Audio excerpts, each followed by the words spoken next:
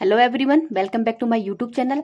आज अपन जो तिरंगा सीरीज 15, 16, 17 और 18 इन चारों का रिवीजन कर लेंगे। तो आपके जो भी साइंस के क्वेश्चन बनेंगे, जैसे राजस्थान के अंदर सीईटी का एग्जाम है, तो उसके लिए बहुत महत्वपूर्ण है ये मतलब ये क्लास आपकी सारी मतलब जो भी तिरंगा सीरीज 15, 16, 17, 18 है, इनका रिवीजन आपको एक ही क्लास के अंदर हो जाएगा, तो बहुत ही हेल्पफुल होगी। तो आप सभी देखना।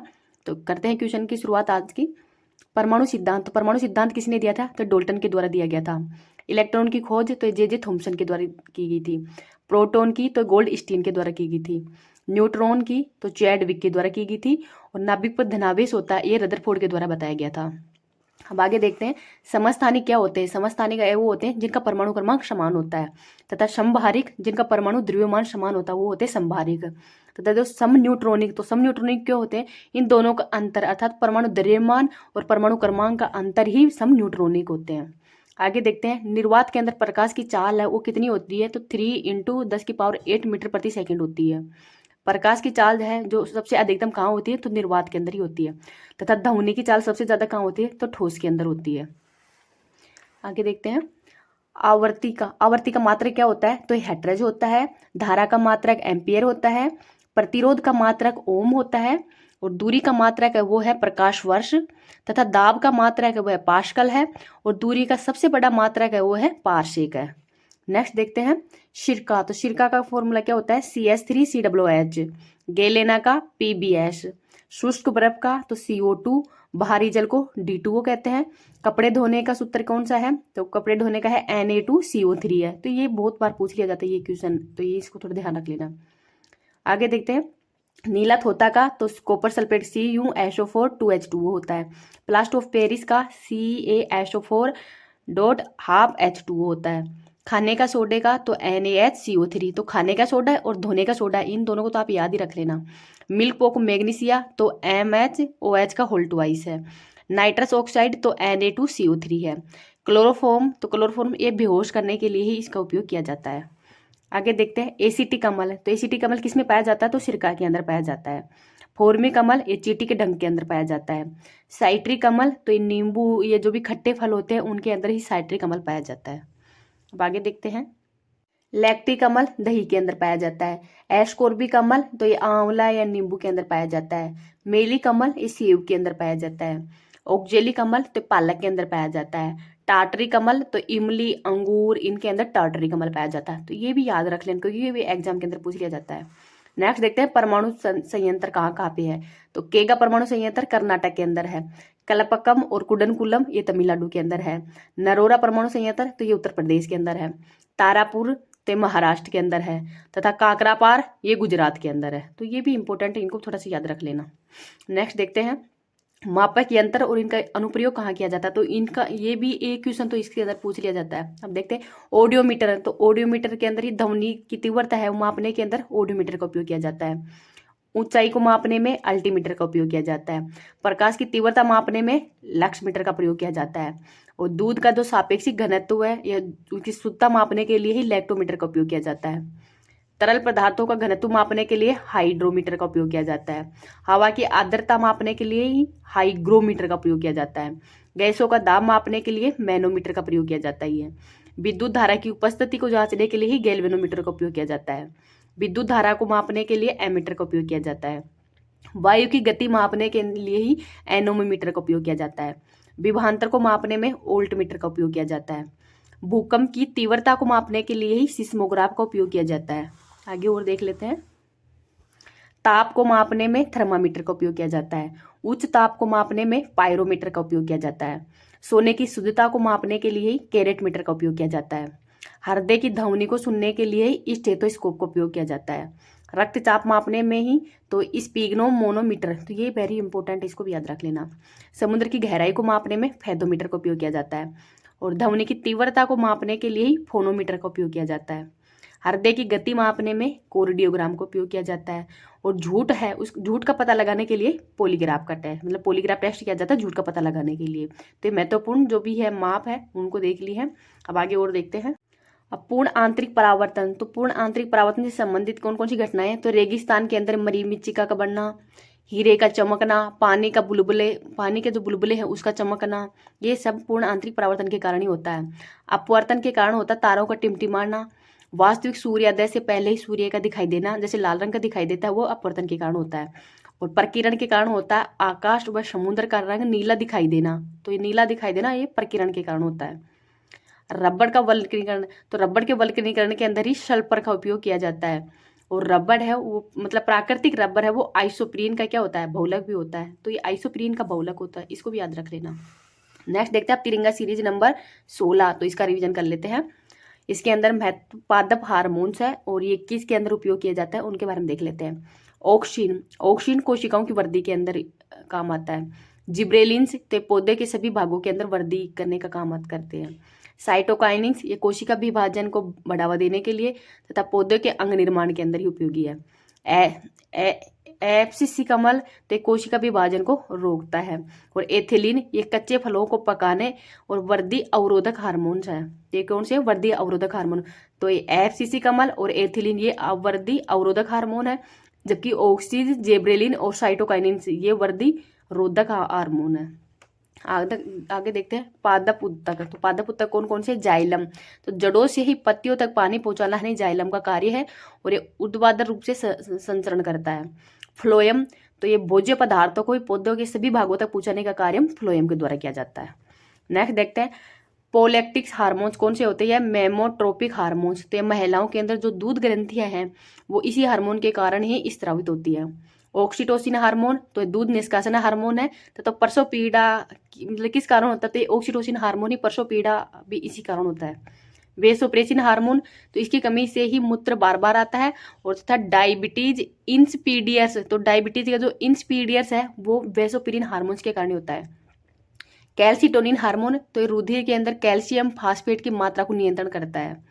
अब आगे देखते हैं रक्त के बारे में। रक्त एक कैसा है, तरल संयोजी ऊतक है। और रक्त किन से मिलकर बना होता है, तो प्लाज्मा, तो प्लाज्मा का भाग रक्त के अंदर 55% तक होता है तथा रुधिर कोशिकाओं से मिलकर बना होता है। अब रुधिर कोशिकाएं कितने प्रकार की होती है, लाल रुधिर कोशिकाएं, तो लाल रुधिर कोशिकाओं के अंदर केंद्रक है वो अनुपस्थित होता है और इसका जीवन काल 120 दिन तक का होता है। श्वेत रुधिर कोशिकाएं ये शरीर के मतलब संक्रमण से प्रतिरक्षा करती हैं और इनका जीवन काल लगभग 10 से 15 दिन का ही होता है। प्लेटलेट्स, प्लेटलेट्स के अंदर भी केंद्रक नहीं होता है और प्लेटलेट्स की कमी की वजह से मतलब डेंगू किसके कारण होता है, तो प्लेटलेट्स की कमी की वजह से होता है। पलीहिया, पलीहिया को आरबीसी का कब्रगाह या कब्रिस्तान भी कहा जाता है। इन रक्त कोशिकाओं को निर्माण लाल अस्थि मज्जा के अंदर होता है, तो रक्त कोशिकाओं को निर्माण लाल अस्थि मज्जा के अंदर होता है, तो इसको भी याद रख लेना। नेक्स्ट देखते हैं रक्त परिसंचरण की खोज किसके द्वारा की गई थी, तो विलियम हार्वे के द्वारा की गई थी। सर्वग्राही कौन सा है, तो AB+ सर्वग्राही है और सर्वदाता है O-। O- का मतलब ब्लड है वो आप किसी को भी दे सकते हैं और किसी का भी ब्लड ले सकते हैं, वो है AB+। आगे देखते हैं आनुवंशिक रोग कौन कौन से हैं, तो हीमोफीलिया, तो हीमोफीलिया आनुवंशिक रोग है। इसके अंदर रक्त का थक्का नहीं जमता है। और जो हेमेजेनिस दवा है हाल ही के अंदर अमेरिका के द्वारा बनाई गई है, ये सबसे महंगी दवा है और ये हीमोफीलिया के रोग के लिए ही है हेमेजेनिक्स दवा। आगे देखते हैं कलर ब्लाइंडेंस, तो कलर ब्लाइंडेंस है लाल हरा नीले रंग के अंदर ही विभेद नहीं कर पाना। नाइट ब्लाइंडनेस ये विटामिन ए की कमी के कारण होता है और रतुंधी रोग हो जाता है, ये आनुवंशिक रोग नहीं है, ये आनुवंशिक रोग पर ये मतलब नाइट ब्लाइंडनेस है ये विटामिन ए की कमी के कारण होता है। आगे देखते हैं डाउन सिंड्रोम, तो 21वें गुणसूत्र की अतिरिक्त प्रति आ जाने के कारण ही डाउन सिंड्रोम हो जाता है और इसके अंदर व्यक्ति का कद छोटा व गोल मटोल हो जाता है वो। टर्नर सिंड्रोम, तो ये एक्स गुणसूत्र के अभाव के कारण ही होता है और ये इसकी कमी के कारण ही महिलाओं के अंदर बांझपन, टर्नर सिंड्रोम के कारण मतलब जो एक्स गुणसूत्र उसका अभाव हो जाता है तो वो जिनके अंदर ये अभाव होता है वो महिलाएं बांझ हो जाती हैं। आगे देखते हैं ग्रीन मफलर का प्रयोग कहाँ किया जाता है, तो ध्वनि प्रदूषण को रोकने के लिए किया जाता है। इसके अंदर हाईवे के चारों तरफ पेड़ लगाए जाते हैं। वायु प्रदूषण का पता तो लाइकेन के द्वारा लगाया जाता है और लाइकेन है वो शैवाल और कवक का ही सहजीव है। अब नेक्स्ट देखते हैं पर्यावरण संरक्षण एक्ट कब लाया गया था, तो 1986 के अंदर। वन्य जीव संरक्षण एक्ट 1972 के अंदर लाया गया था, स्टॉकहोम सम्मेलन के अंदर ही। टाइगर प्रोजेक्ट तो 1973 के अंदर चलाया गया था। जैव विविधता संरक्षण एक्ट ये 2002 के अंदर आया था। राष्ट्रीय जैव विविधता बोर्ड तो 2003 के अंदर। जैव विविधता दिवस कब मनाया जाता है, तो ये 22 मई को मनाया जाता है। तो ये सारे क्वेश्चन इंपॉर्टेंट है तो आप याद रख लेना। नेक्स्ट तिरंगा सीरीज नंबर 17, इसका रिवीजन देख लेते हैं। दूरी मापने के लिए ही सबसे बड़ी इकाई कौन सी है, तो ये पारसेक है और प्रकाश वर्ष भी है। धारा एम्पियर, धारा का मात्रक कौन सा है, तो एम्पियर है। आवेश का मात्रक है कूलाम और ज्योति तीव्रता का मात्रक है केंडला और शक्ति का मात्रक है वोट। नेक्स्ट देखते हैं चलती ही मोटर कार जब अचानक रुकने पर ही उसके अंदर बैठे हुए यात्री आगे की ओर झुकता है तो वो न्यूटन का कौन सा नियम है? तो ये फर्स्ट नियम है, इसको जड़त्व का नियम भी कहा जाता है। क्रिया प्रतिक्रिया का नियम, तो ये सेकंड नियम, सेकंड नहीं है, थर्ड नियम ही है, और ये ए बराबर एम में होता है। बंदूक से गोली चलाने पर पीछे की ओर धक्का लगना या रॉकेट का उड़ना, ये भी न्यूटन का कौन सा नियम है? तो थर्ड नियम ही है। नेक्स्ट देखते हैं, कपड़ा सुखाने की मशीन या दूध से मक्खन निकालने वाली मशीन किस सिद्धांत पर कार्य करती है? तो अपकेंद्री बल पर ही कार्य करती है। एक अश्व शक्ति वोट बराबर कितना होता है? 746 वोट होता है। पृथ्वी का जो गुरुत्वीय त्वरण जी का मान कितना होता है? तो 9.8 मीटर प्रति सेकंड स्क्वायर होता है। सतह से दूर जाने पर जी का मान के अंदर कमी आ जाती है, चाहे ऊपर जाओ चाहे नीचे जाओ, तो जी के मान में कमी आ जाती है। नेक्स्ट देखते हैं, ग्रहों से संबंधित जो नियम है ये किसके द्वारा दिए गए थे? तो केपलर के द्वारा दिए गए थे, और तीन नियम दिए गए थे। तो फर्स्ट था कक्षाओं का नियम, सेकंड था कोणीय संवेग संरक्षण के आधारित नियम, और थर्ड था परिक्रमण काल का नियम। तो टी स्क्वायर समानुपाती आर की पावर क्यूब। अब देखते हैं ऊर्जा का रूपांतरण। तो ऊर्जा का रूपांतरण कैसे होता है? विद्युत ऊर्जा से प्रकाश ऊर्जा के अंदर तो विद्युत बल्ब होता है। रासायनिक ऊर्जा से विद्युत ऊर्जा में परिवर्तन तो विद्युत सेल के अंदर होता है। यांत्रिक ऊर्जा से विद्युत ऊर्जा के अंदर तो डायनोमो के कारण होता है। स्थितिज ऊर्जा से विद्युत ऊर्जा के अंदर रूपांतरण तो टरबाइन के कारण होता है। आगे विद्युत ऊर्जा से यांत्रिक ऊर्जा तो मोटर में होता है। उष्मा ऊर्जा से ही यांत्रिक ऊर्जा तो इंजन के अंदर होता है। विद्युत ऊर्जा से ही ध्वनि ऊर्जा तो स्पीकर के अंदर होता है। और विद्युत ऊर्जा से ही विद्युत चुंबकीय ऊर्जा तो ट्रांसमीटर के अंदर होता है। तो ये महत्वपूर्ण परिवर्तन थे, इनको देख लिए। आगे देखते हैं भूस्थायी कक्षा की ऊंचाई कितनी होती है? तो 36,000 किलोमीटर होती है। पृथ्वी का पलायन वेग कितना होता है? तो 11.2 किलोमीटर प्रति सेकंड। ये वेरी वेरी इंपॉर्टेंट, इसको याद रख लेना, 11.2 किलोमीटर प्रति सेकंड होता है। दाब का मात्रक पास्कल होता है, और दाब का मापन किसमें किया जाता है? तो बैरोमीटर के अंदर किया जाता है। जल का अधिकतम घनत्व कितने तापमान पर होता है? तो 4 डिग्री सेल्सियस पर ही होता है। लालटेन या फिर लैंप या बत्ती के अंदर तेल ऊपर की ओर चढ़ना किसके कारण होता है? तो केशिकाओं के कारण होता है। पानी के अंदर तेल छिड़कने पर उसका पृष्ठ तनाव कम हो जाता है। तो पृष्ठ तनाव क्या हो जाता है? कम हो जाता है पानी के अंदर तेल छिड़कने पर ही। गर्म सूप से ही पृष्ठ तनाव कम होता है। तो गर्म करने पर, मतलब गर्म सूप को गर्म करते हैं तो उसका पृष्ठ तनाव कैसा होता है? कम हो जाता है। ध्वनि किस प्रकार की तरंगे हैं? तो ये अनुदैर्घ्य प्रकार की तरंगे हैं। नेक्स्ट देखते हैं, गामा तरंगे हैं, उनकी भेदन क्षमता सबसे अधिक होती है, तथा अल्फा तरंगों की जो भेदन क्षमता है वो सबसे कम होती है। नेक्स्ट देखते हैं श्रव्य तरंगे, तो जो हम जो सुन सकते हैं उनकी कितनी होती है? तो 20 हर्ट्ज से 20,000 हर्ट्ज के मध्य होती है इनकी तरंगे। और अपश्रव्य तरंगे जिनको हम सुन नहीं सकते वो होती है 20 हर्ट्ज से भी कम वाली। और पराश्रव्य तरंगे वो कौन सी होती है? तो 20,000 हर्ट्ज से अधिक वाली तरंगे होती है, वो पराश्रव्य तरंगे होती है। तो भ्रूण जांच या गुर्दा बनाने वाली पथरी, इनके अंदर ही पराश्रव्य तरंगों का उपयोग किया जाता है। वायु की ध्वनि के अंदर चाल, मतलब ध्वनि के अंदर चाल ठोस के अंदर सबसे ज्यादा होती है और निर्वात के अंदर 0 ही होती है। नेक्स्ट देखते हैं प्रकाश की चाल, तो प्रकाश की चाल सबसे ज्यादा निर्वात के अंदर होती है, 3 × 10⁸ मीटर प्रति सेकंड होती है। परम शून्य ताप, तो परम शून्य ताप 0 केल्विन या -273.15 डिग्री सेल्सियस पर होता है। पदार्थ की अवस्थाएं कितनी होती हैं? तो ठोस, द्रव, तरल, प्लाज्मा और आइंस्टीन, ये मतलब 5 प्रकार की पदार्थ की अवस्था होती है। मैन होती है 3 ही होती है। हवा का मिश्रण तो किसी भी अनुपात के अंदर हो सकता है ये हवा का मिश्रण। नेक्स्ट देखते हैं द्रव्यमान संख्या, तो द्रव्यमान संख्या को किससे डिनोट करते हैं? तो n प्लस में p या तो न्यूट्रॉन प्लस में प्रोटॉन से मिलकर ही द्रव्यमान संख्या बनती है। ये राजस्थान पुलिस के एग्जाम के अंदर पूछा जा चुका है। नेक्स्ट देखते हैं चट्टानों की वायु ज्ञात करने के लिए किस समस्थानिक का उपयोग किया जाता है? तो यूरेनियम 235 का उपयोग किया जाता है। और जीवाश्म की वायु ज्ञात करने के लिए तो कार्बन 14 का उपयोग किया जाता है। रक्त कैंसर को ही नियंत्रित करने के लिए किस समस्थानिक का उपयोग किया जाता है? तो कोबाल्ट 60 का उपयोग किया जाता है। थायराइड ग्रंथि का उपचार किस समस्थानिक के उपयोग से होता है? तो आयोडीन 131 के कारण होता है। थायराइड ग्रंथि मतलब आयोडीन की कमी के कारण होता है, और इससे कौन सा रोग हो जाता है? गलगंड या फिर गेंगा रोग भी हो जाता है। आगे देखते हैं, मेंडलीय अनुसार आवर्ती सारणी का आधार क्या होता है? तो परमाणु द्रव्यमान होता है, और इसको ए से डिनोट करते हैं। आधुनिक आवर्त सारणी मोजले के द्वारा दी गई थी, और इसके अंदर आधार था परमाणु क्रमांक, और इसको डिनोट करते हैं जेड से। नेक्स्ट देखते हैं त्रिक नियम किसके द्वारा दिए गए हैं? तो डोबेनियर के द्वारा दिए गए थे। अष्टक सिद्धांत तो ये न्यूलैंड के द्वारा दिया गया था। आगे देखते हैं, आवर्त सारणी के अंदर आवर्त संख्या कितनी होती है? 7 होती है और वर्गों की संख्या होती है 18। तो वर्गों की संख्या 18 और आवर्तों की संख्या 7 होती है। अब वही अमल है, एसिटिक अम्ल ये सिरका के अंदर होता है, सिट्रिक अम्ल नींबू में, अमाशय जो अमाशय में कौन सा अम्ल पाया जाता है? HCl में पाया जाता है। एक्वारियम के अंदर ये HCl प्लस में HNO3 पाया जाता है, तो 3:1 के अंदर ही पाया जाता है ये। ओक्जेलिक अम्ल तो टमाटर के अंदर पाया जाता है, और फार्मिक अम्ल तो चींटी के अंदर पाया जाता है। नेक्स्ट, मिल्क ऑफ मैग्नीशिया, तो मिल्क ऑफ मैग्नीशिया MgOH का होल ट्वाइस होता है। इसका उपयोग एंटी एसिड के अंदर ही किया जाता है। खाने का सोडा का फॉर्मूला NaSCO3 है, धोने का सोडा है तो Na2CO3.10H2, ये मतलब रिपीट हो रहे हैं। कास्टिक सोडे का है NaOH है, भारी जल का D2 है, और शुष्क जल का है C2 है। आगे देखते हैं, पीएच स्केल की खोज किसके द्वारा दी गई थी? तो सोरेनसन के द्वारा दी गई थी। और रक्त का पीएच मान होता है 7.4। 0 से और 7 तक तो अम्ल होते हैं, 7 से लेकर 14 तक क्षार, और 7 पर क्या होते हैं? उदासीन होते हैं। एल्किन का सूत्र कौन सा होता है? तो CnH2n होता है। एल्केन का फॉर्मूला होता है CnH2n+2, और एल्काइन का होता है CnH2n-2 होता है।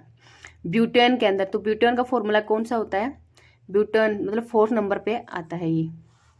तो इसमें हाइड्रोजन कितने पाए जाते हैं? तो 8 हाइड्रोजन पाए जाते हैं। नेक्स्ट देखते हैं, पेट्रोल की गुणवत्ता किससे अभिव्यक्त की जाती है? तो ऑक्टेन के द्वारा की जाती है। गोबर या फिर प्राकृतिक बायोगैस के अंदर मुख्यतः कौन सी गैस पाई जाती है? तो मीथेन पाई जाती है। LPG के अंदर तो ब्यूटेन और प्रोपेन होती है, और CNG के अंदर मीथेन होती है। ये वेरी इंपॉर्टेंट है क्योंकि इनके अंदर ये क्वेश्चन पूछ लिया जाएगा आपसे। नेक्स्ट देखते हैं, प्रथम विश्व युद्ध के अंदर कौन सी गैस का उपयोग किया गया था? तो मस्टर्ड गैस का उपयोग किया गया था। फलों को पकाने के लिए कौन सी गैस का उपयोग किया जाता है? तो एथिलीन हार्मोन्स या कैल्शियम कार्बाइड का उपयोग किया जाता है।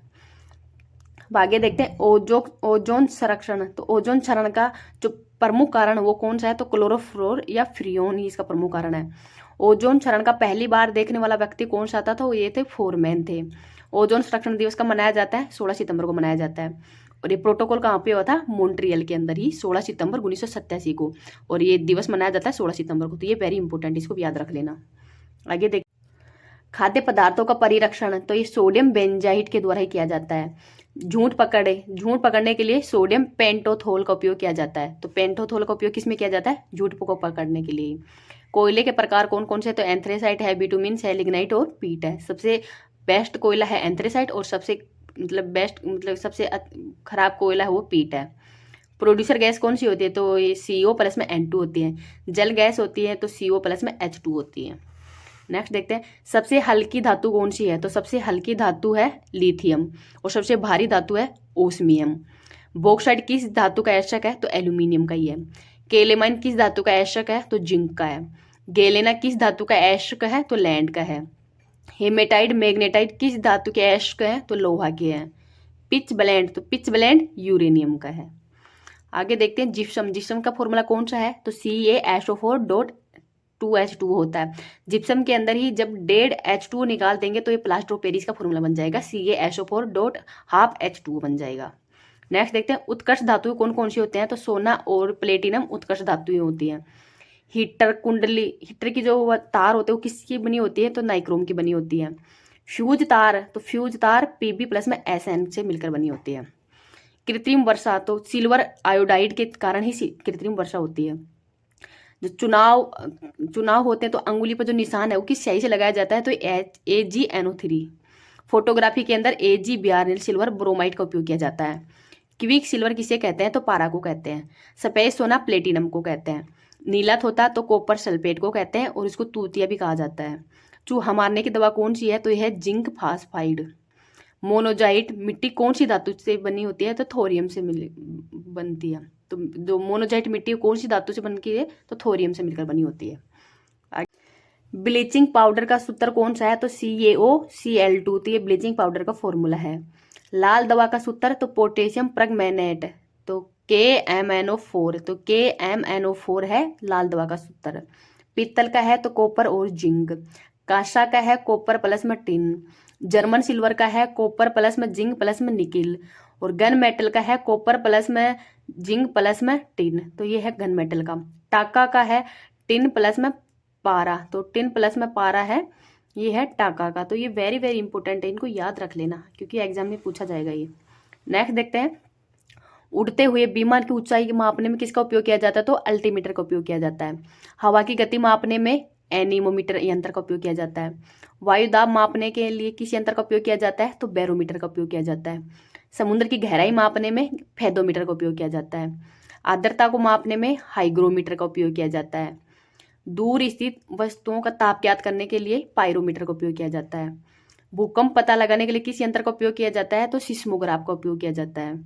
ध्रुवों की जो श्यानता है उसको ज्ञात करने के लिए ही विस्कोमीटर का उपयोग किया जाता है। अब आगे देखते हैं परमाणु सिद्धांत। तो परमाणु सिद्धांत किसने दिया था? तो ये डाल्टन के द्वारा दिया गया था। रेडियो एक्टिवता की खोज किसके द्वारा की गई थी? तो हेनरी बेकुरल के द्वारा की गई थी। रेडियम की खोज तो मैडम क्यूरी के द्वारा की गई थी। सापेक्षता सिद्धांत किसने दिया था? तो आइंस्टीन के द्वारा दिया गया था। विद्युत चुंबकीय प्रेरण सिद्धांत किस पर आधारित है? तो फेराडे के नियम पर आधारित था।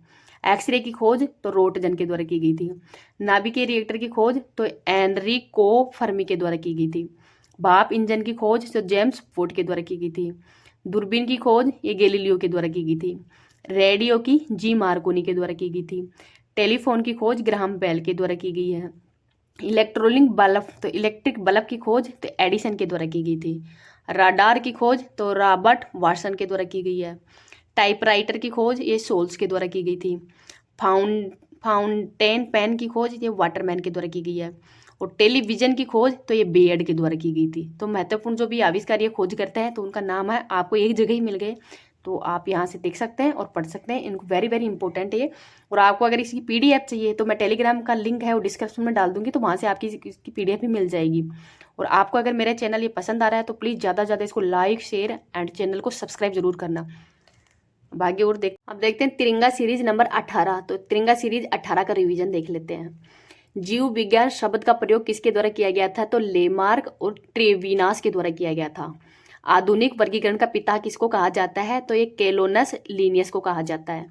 किसके द्वारा ही जीवधारियों को ही पंच जगत के अंदर वर्गीकरण किया गया था? तो ये व्हिटकर के द्वारा किया गया था।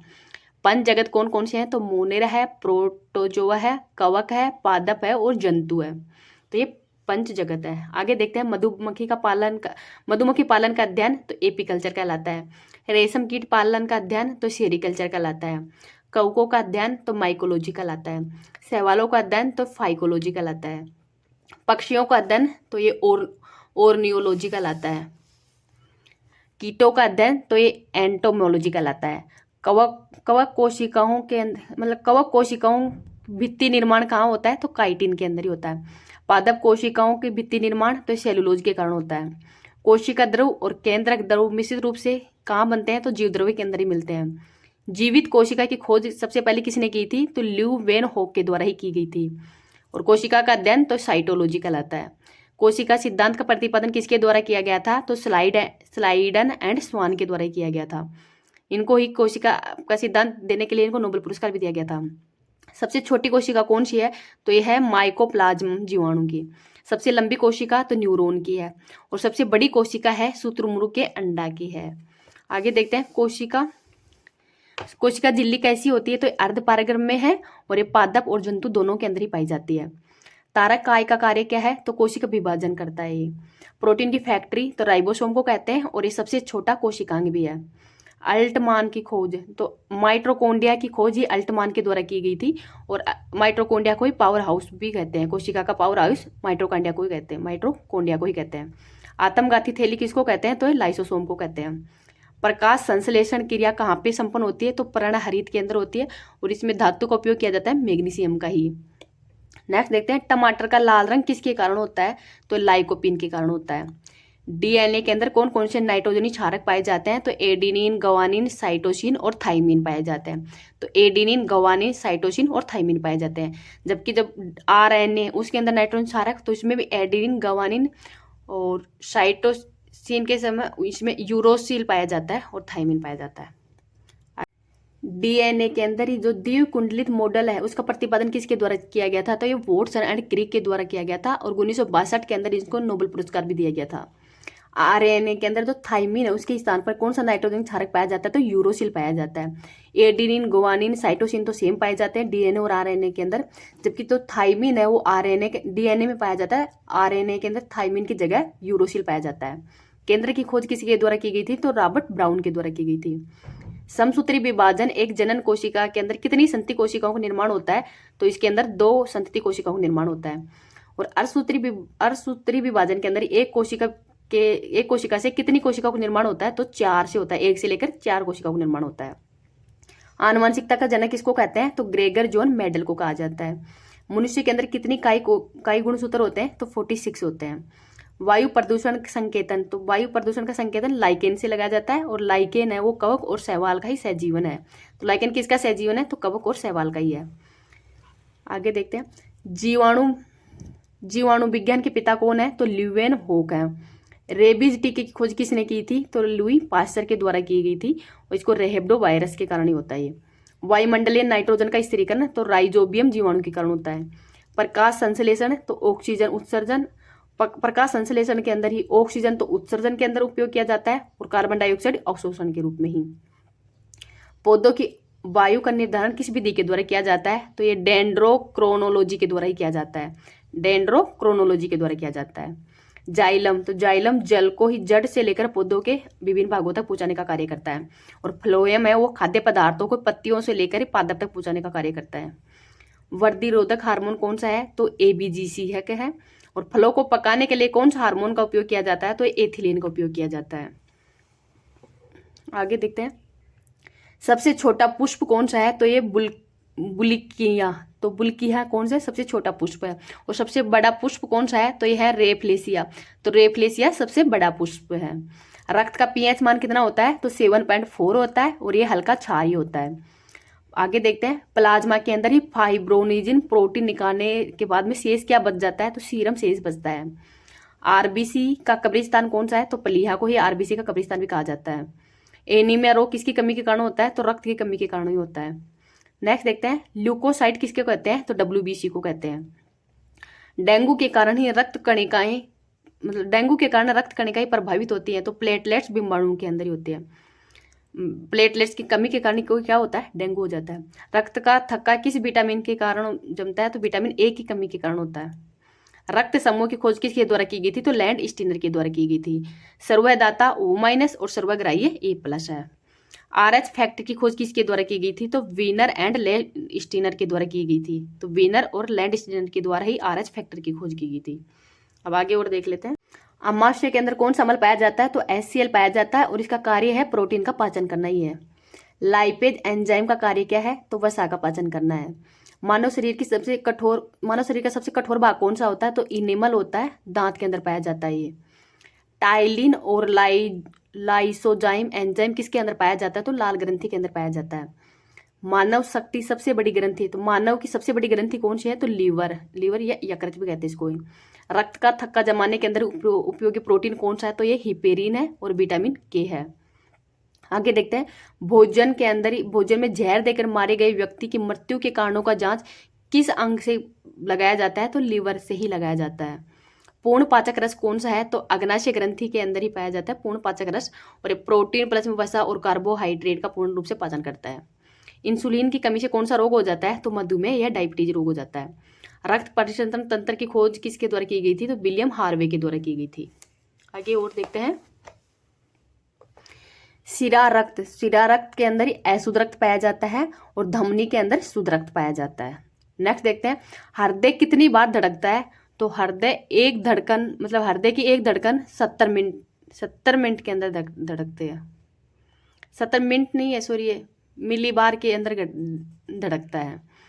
नेक्स्ट देखते हैं, रक्त दाब मापने के अंदर कौन सा यंत्र का उपयोग किया जाता है? तो स्पिग्नोमोनोमीटर का ही उपयोग किया जाता है, और रक्त कितना होता है? 120/80।